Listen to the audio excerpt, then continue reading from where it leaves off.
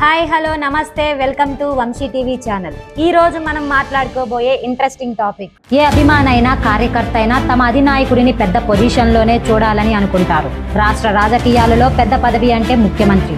ఆ పదవిలోనే తమ hero alias Janasena అధినేత పవన్ కళ్యాణ్ని చూడాలని అభిమానులు కార్యకర్తలు 11 ఏళ్ల నుంచి కోరుకుంటున్నారు. అందుకే ఆయన ఎప్పుడు కనిపించినా సీఎం సీఎం అంటూ నినాదాలు చేస్తారు. అయితే ప్రస్తుతానికి ఆయన డిప్యూటీ సీఎం హోదాలో ఉన్నారు. మరి తరువాత సీఎం హోదాకి వెళ్తారా? ఆంధ్రప్రదేశ్ రాష్ట్ర ముఖ్యమంత్రిగా పవన్ చూడగలుగుతారా? తమ కళ్యాణ్ బాబుని సీఎంగా చూడాలనే అభిమానుల కల నెరవేరుతుందా లేదా కలగానే మిగిలిపోతుందా? అసలు పవన్ కు సీఎం అయ్యే అవకాశాలు ఉన్నాయా అనే అంశాలపై కులంకషంగా చర్చిద్దాం. అన్నచాటు తమ్ముడిగా సినిమాల్లోకి వచ్చారు పవన్. అన్న చిరంజీవి సపోర్టుతో సినిమాల్లో నిలదొక్కున్నారు.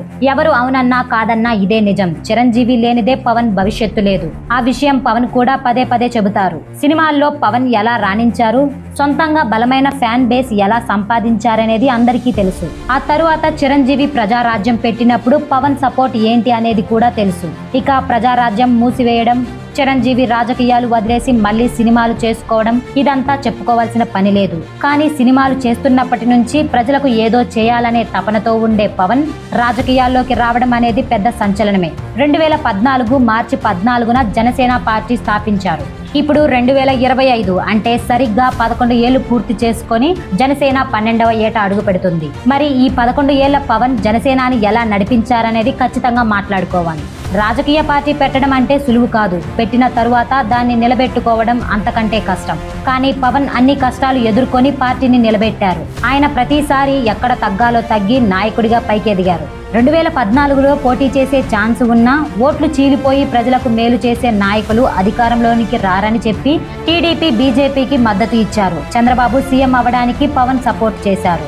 మొత్తానికి టీడీపీ అధికారంలోనికి రావడానికి కృషి చేశారు. అయితే సపోర్ట్ ఇచ్చినంత మాత్రాన తప్పులు చేస్తున్నా సర్దుకోవాలనే పదంలో పవన్ పోలేదు. ప్రజల సమస్యలపై ప్రశ్నిస్తూనే వచ్చారు. వాటి పరిష్కారానికి కృషి చేశారు. చివరికి టీడీపీ సర్కార్ తప్పులు ఎక్కువ కావడంతో పొత్తు నుంచి బయటకొచ్చారు. రాష్ట్ర విభజన హామీలు పట్టించుకొని బీజేపీని వదిలేశారు. పూర్తిగా ఒంటరి పోరాటం చేశారు. 2019 ఎన్నికల్లో మళ్లీ కలిసి పోటీ చేద్దామని చంద్రబాబు పిలిచినా వెళ్లలేదు. అప్పటి రాజకీయ పరిస్థితులు వ్యతిరేకంగా ఉన్నా సరే పవన్ వినలేదు. ధైర్యంగా ముందుకడిగేశారు. కమ్యూనిస్టులు బీఎస్పీతో కలిసి ఎన్నికల బరిలో నిలిచారు. దారుణమైన ఓటమి చవిచూశారు. పవన్ సైతం అటు గాజువాక ఇటు భీమవరంలో పోటీ చేసి ఓడిపోయారు. ఈ ఓటమి పవన్ గెలుపుకు బాటలు వేసింది. ఇక వైసీపీ అధికారంలోకి వచ్చాక చంద్రబాబు మాత్రమే కాదు, పవన్ సైతం ఎన్ని అవమానాలు కష్టాలు భరించారో అందరికీ తెలుసు. 2 చోట్ల ఓడిపోయిన వాడు 3 పెళ్లిళ్లు అంటూ వైసీపీ చేసిన హేళన పవన్ ని ఎంత స్ట్రాంగ్ చేసిందో చెప్పాల్సిన పని లేదు. అడుగడుగున అవహేళన చేస్తున్నా నిలబడ్డారు. ఆ కసితోనే వైసీపీని అధపాతాళానికి తొక్కేయాలని ఫిక్స్ అయ్యారు. చంద్రబాబు అరెస్టుతో వైసీపీ ఓటమిని పవన్ డిసైడ్ చేశారు. జైలుకెళ్లి చంద్రబాబుని పరామర్శించి అక్కడ వైసీపీ ఓటమికి పునాదులు వేస్తూ టీడీపీ జనసేన పొత్తు ఫిక్స్ చేశారు. కేంద్రంలో అధికారంలో ఉన్న బీజేపీని కలుపుకున్నారు. ఆ సమయంలో సొంత పార్టీ శ్రేణులు ఎక్కువ సీట్లు, సీఎం పదవి షేర్ కావాలని డిమాండ్ చేసినా పవన్ వ్యూహాత్మకంగానే ముందుకెళ్లారు. ప్రజల బాగు కోసం, వైసీపీ ఓటమి కోసం తక్కువ సీట్లు తీసుకొని జనసేన అధినేతగా తగ్గారు. కానీ తీసుకున్న 21 ఎమ్మెల్యే, 2 ఎంపీ సీట్లలో గెలిచి 100% స్ట్రైక్ రేట్తో సంచలనం సృష్టించి లీడర్గా 100 మెట్లు పైకెక్కారు.